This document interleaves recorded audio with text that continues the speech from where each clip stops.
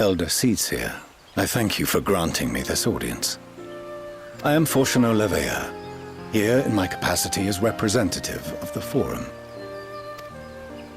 It is I who should thank you, Master Fortuno, for journeying so far and so swiftly. Would that our first meeting could have been under happier circumstances.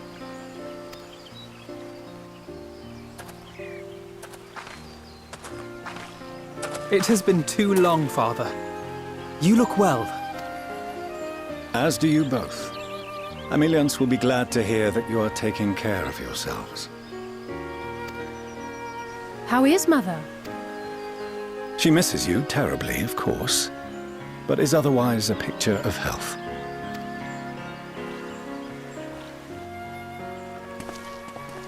Circumstances apart, I'm grateful that our meeting has afforded me the chance to be reunited with my children at long last. And I believe I also owe you thanks for the hospitality you showed my father, Louisoix, during his sojourn in Eorzea.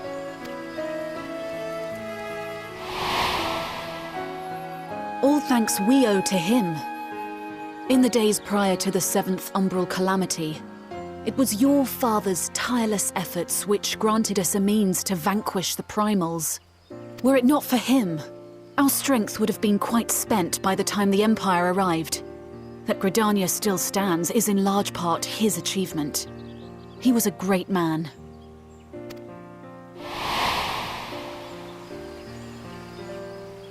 He would doubtless have been moved to hear you say so. I must confess, however, that I opposed his decision to intervene. And my position remains unchanged.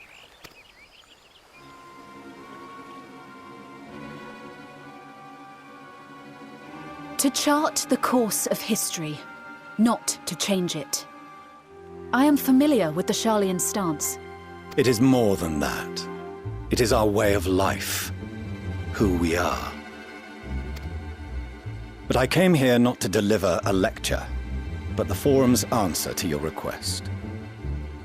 Sharlayan will under no circumstances intervene in the conflict between Eorzea and the Garlean Empire.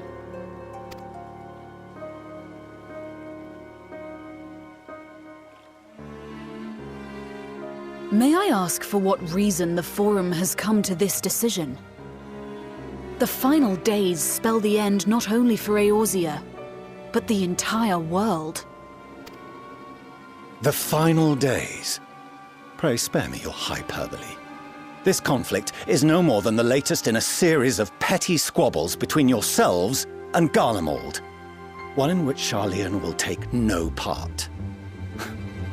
If the final days were truly upon us, we would know.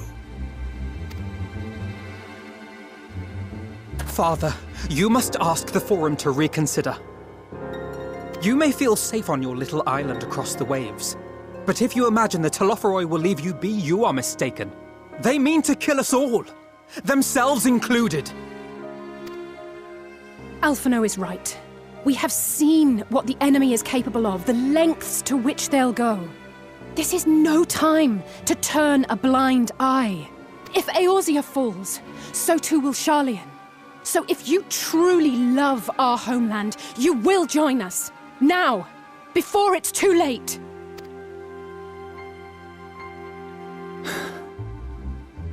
I thought you knew better than to raise your voice to your elders. It seems I was wrong. Wrong to ever let you leave, Sharlayan.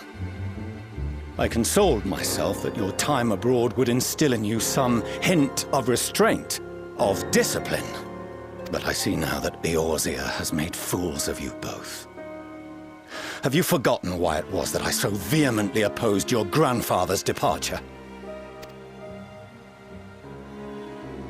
For all his wisdom, his only solution was to go to war.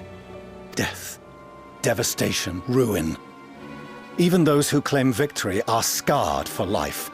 What prize could ever justify such sacrifice? It is the duty of the learned to avert such tragedy. By fanning the flames of war, you forsake all you once held dear.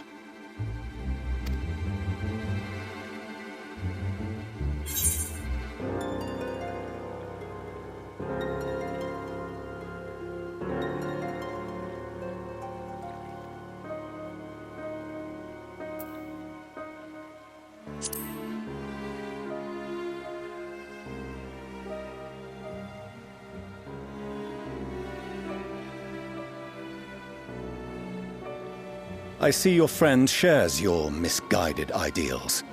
But unlike her, you should know better. By espousing such barbaric notions, you subvert the teachings of Sharlayan and place all we have worked for in jeopardy.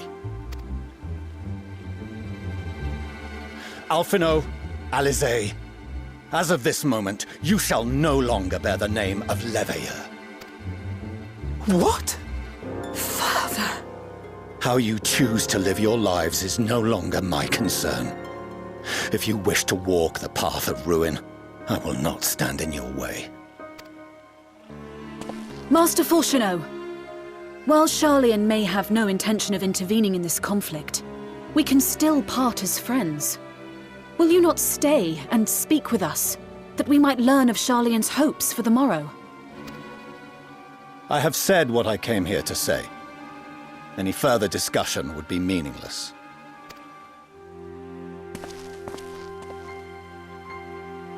Father! Wait! Don't bother, Alizé!